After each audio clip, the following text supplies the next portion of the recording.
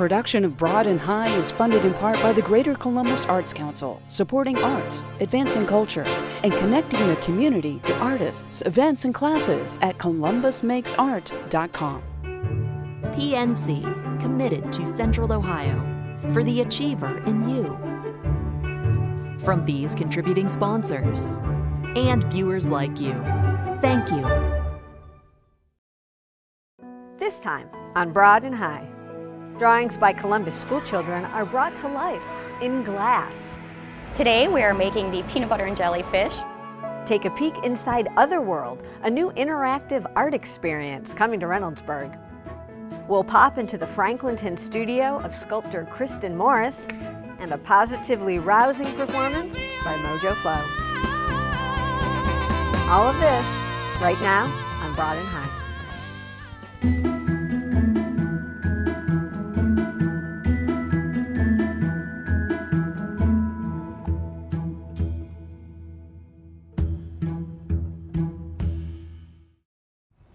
Hi everyone, I'm Kate Quickle and welcome to the season finale of Broad and High. And can you believe it?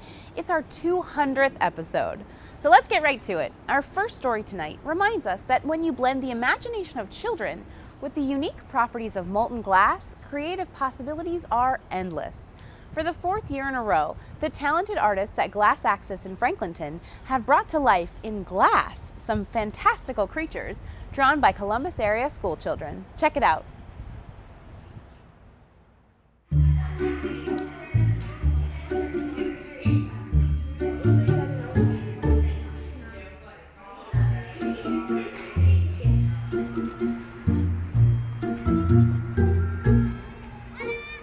So we are here at Glass Axis, and this is the fourth year of the Fantastical Creatures program.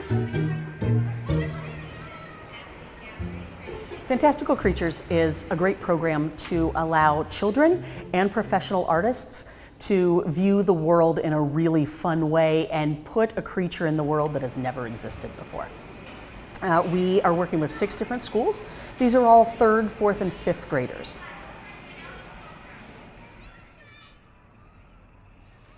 We got a wonderful grant from PNC Arts Alive this year to offer the program at no cost to the schools. So we sent art supplies. We were able to send draft paper, cardstock, drawing paper.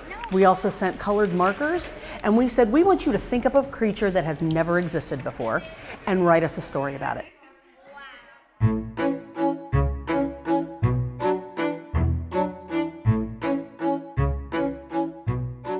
So it has to be completely original, not about a video game or something like that. They have to come up with it, they have to inspire it themselves. Not only do they have to draw a picture, they have to write a story that goes along with it.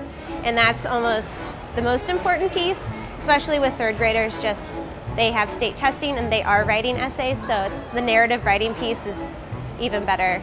We wanted to make this a cross-curriculum project for the schools. The schools have to be so focused on what they need to get in during a school year. We want to try to make that a little easier for them. So by offering this, use this creativity and then write about it. Use details, use those sentence structures, use the things you've learned, and then we turn it into art. So it's really a chance for people to see how all these different points in a school's curriculum can meld right into art. When we were originally looking at the submissions, we were thinking about how they were being made as we were looking at them and reading the stories and seeing if it was possible. So that was part of the beginning process of choosing, was deciding if it could be done in glass. It's like, first I look at the picture and go, can I make this? Is it possible? But then when you read the story, it just seals the deal, I think, for sure. She lives in the unicorn heavens. Una likes to do work at the slime glittery factory. Rainbows, glitter, and slime make her happy. Nice. I feel like that makes me happy too. Yeah. You guys, this is going to be so hard. They're all so amazing. I know. We chose at least one from each school. In this case, there's at least 2 from every school we chose this year. And then we invite the classes to come here.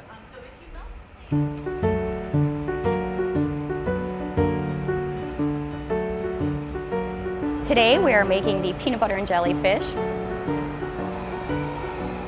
We're running at about 2,000 degrees in both of our furnaces, and the reheating chamber is roughly 2,300 degrees, a little hotter than the furnace, just so that the glass turns into a solid at a rapid rate, so we want to keep it warm and workable as we're touching. We do like to talk about the science aspect of glass. There's a lot of molecular change that happens. We're working with heat and gravity and touch, so it's interesting to show the kids that we are playing with a lava substance and we're okay.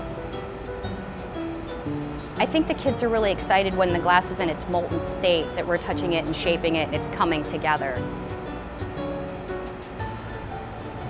I think the excitement comes when we're able to tame the glass as it's moving, because it's wagging around and then we touch and it stops. And the kids go, oh.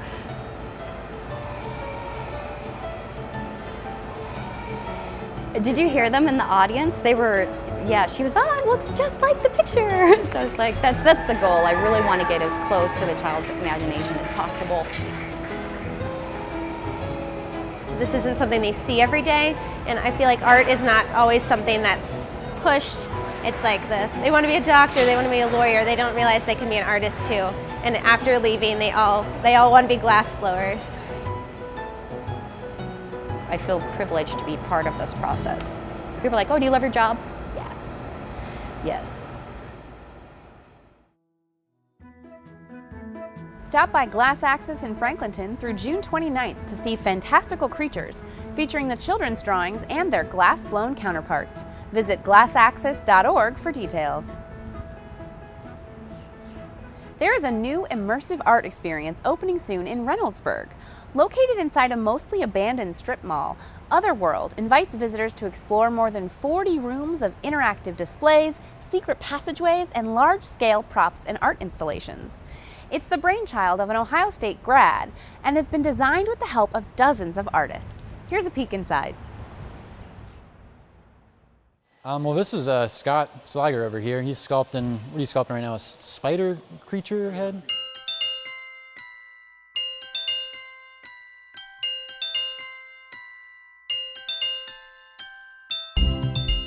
We're in East Columbus.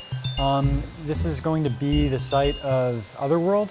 It's a 32 and some change thousand square foot interactive art installation that we're building.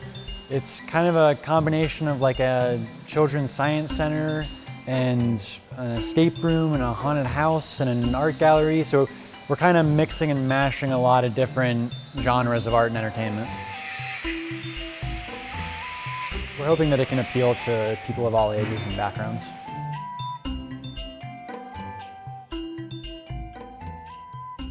So when you arrive here, you're actually arriving at the headquarters of Otherworld Industries. It's a company that is, they've kind of been doing this alternate realm exploration. They sort of stumbled across this dream realm. That's kind of like the base reality of it, but once you go into this other world, there's all sorts of these little mini adventures almost. So almost like different choose your own adventures that are loosely intertwined.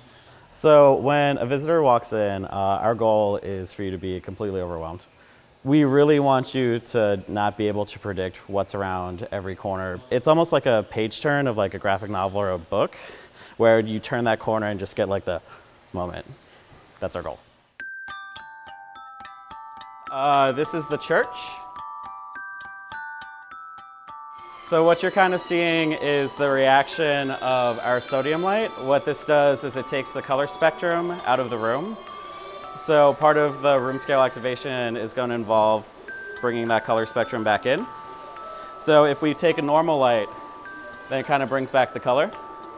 So kind of putting these scenic changes in the hands of the viewer. Every single piece here we fabricated in-house, designed and fabricated on our own. So there's nothing that's been bought off the shelf from anywhere else. It's all custom, one-of-a-kind pieces. So there's people with all sorts of different skill sets here to make something like this come together. So kind of entering into the focal point of the space is their tree.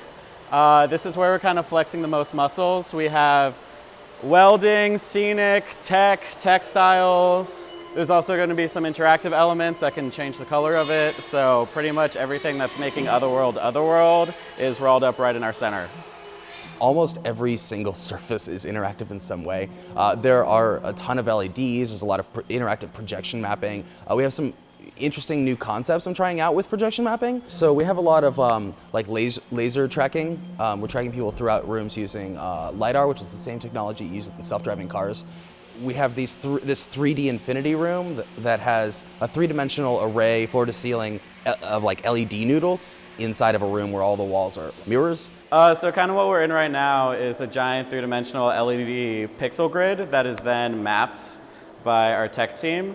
So upon opening, there's actually these large-scale 3D animations that we can put in this room and put to music. So it's not just kind of this ambient effect, but you can actually have like light physically traveling in 3D space through the room.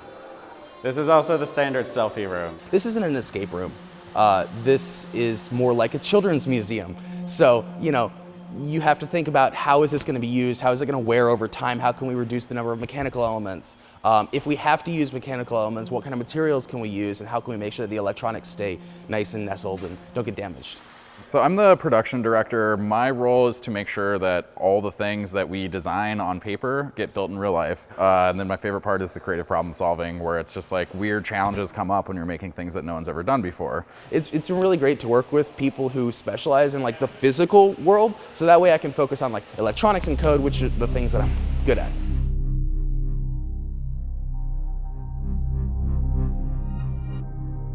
Another thing is we have this interactive harp, this spiderweb harp device that we're figuring out how to rig up into the air 12 feet up. So you can still pluck it, and there's not too much vibration going on the sensor that it keeps tripping, but there's enough vibration that it trips the sensor and then kind of creates the harp effect. So this is the seamstress room. This is another one of our mini narratives within the space. Without revealing too much, there's the seamstress character who has a bunch of spider children and is creating these kind of fluffy animals to feed to the spiders. Or is she? We'll find out. So all of this webbing was hand-webbed, hand-glued.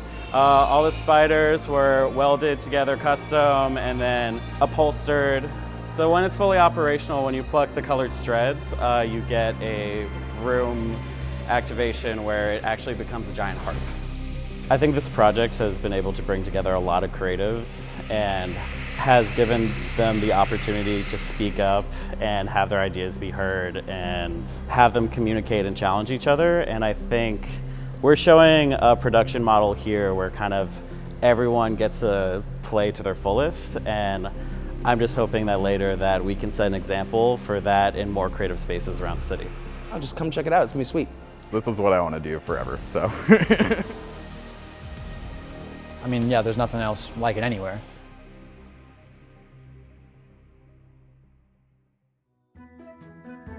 Otherworld is expected to open to the public later this month. Watch for updates and find more details at otherworldohio.com. Next, we head back to Franklinton, where we find Columbus sculptor Kristen Morris. Her work is inspired by carnivals and folk art, as well as the characters of Tim Burton and Jim Henson. She welcomed us into her studio at Chrome Edge to demonstrate how she carves life into her intricate and playful creatures.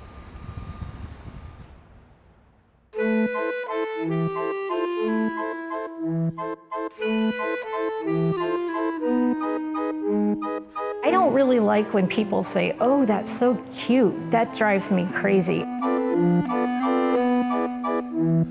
I would probably describe it as being kind of like 3D illustration, like it tells a story. Just kind of like Alice in Wonderland-ish or like Tim Burton-ish or just kind of creepy Halloween-ish. It's hard to describe. I don't know. One of my teachers described it as playfully macabre. So that's a good description, I think. I would say when I was a little kid, I just really got inspired with my mom being a potter because she started when I was just really little and doing art shows. I thought it would be fun since she's selling stuff. I thought, why can't I do something? So I started making these little tiny snakes out of clay that I sold for 35 cents each. And now I have these pieces that sell for a few $100s. So it kind of evolved from there. Sometimes I make like a pinch pot, and then I make another pinch pot, and then I score and slip them and then put them together. So I have like a round ball. I put those together, and then I kind of make, press the eyes in, and then I kind of make details. And lately I've been putting tentacles on them for arms. Don't ask me why, I've just been having fun with that. I like using my creativity and just letting the clay take shape in my hands and just like seeing what it's going to become. And I just have a lot of fun with shaping the clay and coming up with my own characters and using my imagination. I've had some jobs where I've had to sculpt exactly what they wanted, like to a T, and I just did not have fun with that. Sometimes I paint things like black first and then I dry brush over the top. But then other times I've started adding just like an iron oxide over the top of the clay, like a black iron oxide, and then it allows the clay to show through. And then occasionally I paint them with acrylics. Sometimes I use underglazes, which, so it just depends the effect I want. Sometimes I think of stories as I'm working on them. I try to think of where they're coming from, you know, and if they're young or old, or give them characteristics to make them look like this or that. I just like to give them a history, you know. I just hope that people enjoy it and they like what they buy and that they take away their own little story with it. It makes me feel good that people like my artwork, and I hope that it makes them happy and they enjoy something that I make.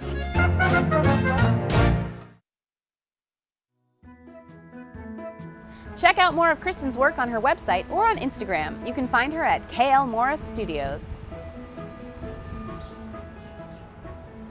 And now we're ending our 200th episode with an appropriate level of energy. The members of local funk band Mojo Flow came by the WOSU studio to perform their brand new single, Perpetual Conduit of Positivity.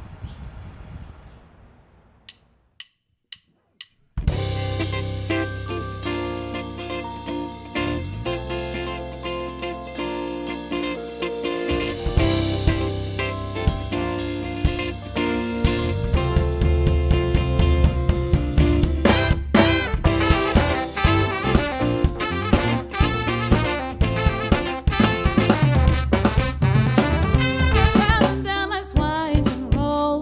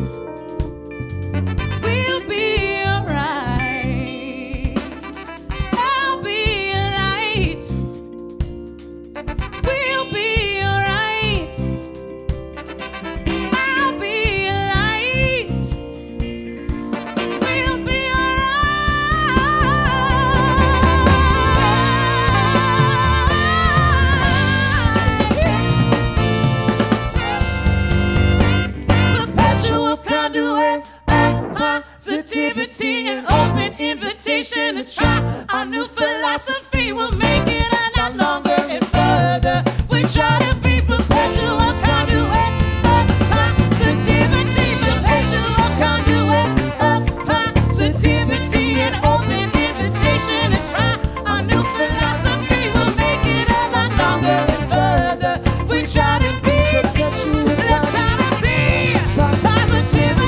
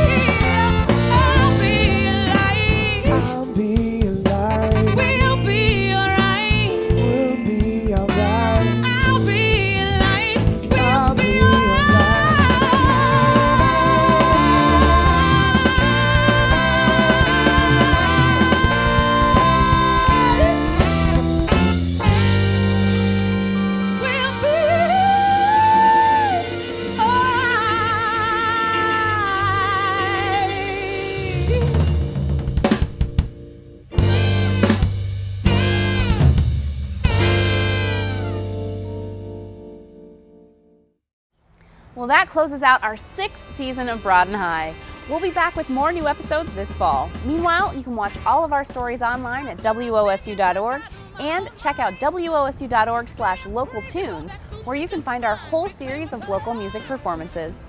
We're leaving you today with more music by Mojo Flow. For all of us here at WOSU, I'm Kate Quickle. Thanks for watching and have a great summer. Own truth, and I know you got to do what's right for you. So funk on, and funk on, funk on, and funk on. You like my lyrics, but you don't like my song. Dig what I'm singing, but you won't sing along. What you don't know, I fought for these stories I own, and I got to live in my own truth, and I know you got to do what's right for you. So funk on, and funk on, funk on, and funk on. The world keeps changing each and every day. Some people think they got the ultimate way. Take it from me, we're all on the same team.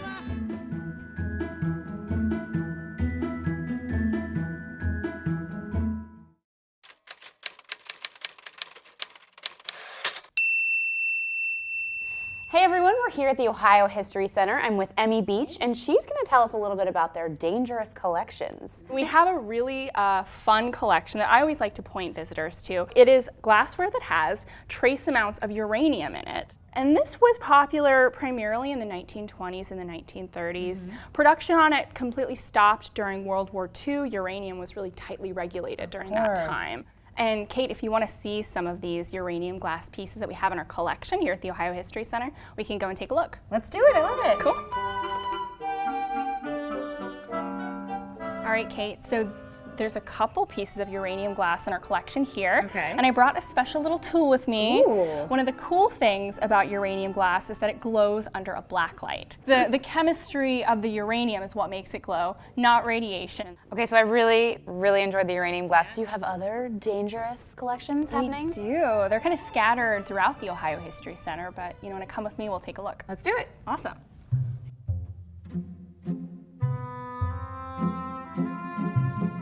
All right, Emmy, I see you brought us to the World War I gallery, and I'm curious as to what our friend has here and what might be dangerous about it. Oh, sure. Well, I'm here with Andrew Hall. He's here holding one of our World War I helmets. Asbestos was used widely during World War I when they were making these helmets. You'll find asbestos specifically in the filter of these gas masks. So this part right here. That's unfortunate. Yeah. So they were breathing asbestos. Essentially. But, you know, in the moment, they were protecting themselves from things like mustard gas, which, you know, was thought to be a higher priority. Yeah. All right, so this gas mask was spooky, definitely dangerous. Do you have more to show us in the dangerous collections? Yeah, we got one more thing to show you. It should be really fun. So we are in the natural history area, and we're looking at, as you can see, a lot of taxidermied animals. And what's dangerous about these collections is that many of them are preserved with arsenic. My favorite piece, and one of the most eye-catching pieces, is this Victorian fire screen. It would have been placed in front of the fireplace of a Victorian household during the summer months to kind of hide that area and make the room look a little more decorative. Well, this is fascinating. Thank you so much for educating me about this dangerous collection. Absolutely, it's been an exciting day.